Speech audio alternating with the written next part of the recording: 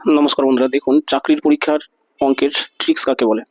খুবই সহজ এবং খুবই শর্টকাটে আমি করাচ্ছি। দেখুন, আপনার খাতা কলম কিছু ইউজ করতে হবে না, শুধু প্রশ্ন দেখুন, পড়ুন আর উত্তর করুন, মুখোমুখি উত্তর করুন। ঠিক আছে? তো দেখুন, 1 নম্বর প্রশ্ন কি বলেছে যে 11টি সংখ্যার গড় 6, প্রতিটি সংখ্যাকে 7 দিয়ে গুণ করা হয়, তাহলে নতুন সংখ্যাগুলির গড় কত? তাহলে আমরা কি করবো দেখুন, শুধু কি করবো, এই 6 আর 7 গুণ করবো আর উত্তর হয়ে যাবে। 6 সাথে কত? 42। হ্যাঁ বন্ধুরা, এটাই উত্তর।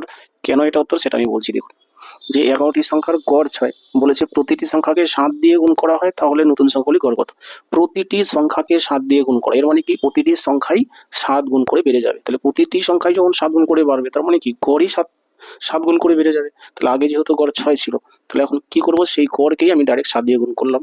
6 সাথে 42, এটাই হচ্ছে বন্ধুরা উত্তর, এটাই হচ্ছে ট্রিক্স। ঠিক আছে, চলে আসি পরের প্রশ্নে। দেখুন, ম্যাজিক ট্রিক্স কাকে বলে? 2 নম্বর অঙ্কে যে দুটি সংখ্যার অনুপাত 5:6, প্রতিটি সংখ্যার সাথে 7 যোগ করলে নতুন অনুপাত হয় কত? 6:7। তাহলে আসল সংখ্যা দুটি কত?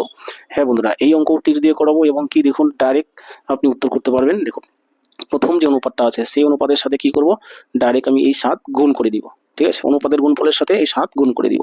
তাহলে আমরা কি পেয়ে যাব, সেই অনুপাতের সাথে 7 গুণ করলে আমি উত্তর পেয়ে যাব। দেখুন, 5 7 35 প্রথম সংখ্যা, 6 7 42 দ্বিতীয় সংখ্যা।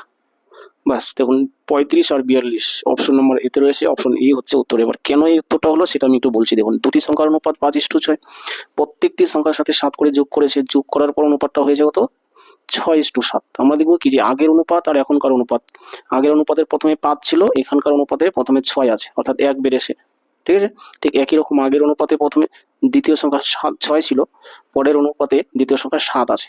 তাহলে কত বেড়েছে? এখানেও 1 বেড়েছে। হ্যাঁ, এই দুটো ডিফারেন্স যখন আমরা একই সংখ্যা পাবো, তখনই আমরা লিখতে পারি কি এই 7 এর মানটাই সমান সমান 1। তাহলে 7 এর মান যদি 1 হয়, তাহলে 5 এর মান কত? 5 7 35।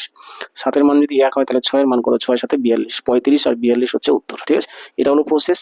আপনার কিছু করতে হবে না, প্রথমে আমি যেভাবে করেছি সেভাবেই অঙ্ক করবেন, যদি আপনি প্রশ্নটা বুঝেন। তাহলে এই হলো ট্রিক্স। আশা করি ট্রিক্সটি ভালো লেগে থাকবে এবং জাদুর মতো এই ট্রিক্সগুলি যদি আরও বেশি বেশি করে পেতে চান, তাহলে আমার ইউটিউব চ্যানেলের হোম পেজে ভিজিট করুন। দেখুন, সেখানে অনেক অঙ্ক রয়েছে, অনেক ট্রিক্স রয়েছে। তো আশা করি সবগুলো ট্রিক্স, সবগুলো অঙ্ক আপনার কাজে লাগবে। রাখছি বন্ধুরা, থ্যাংক ইউ।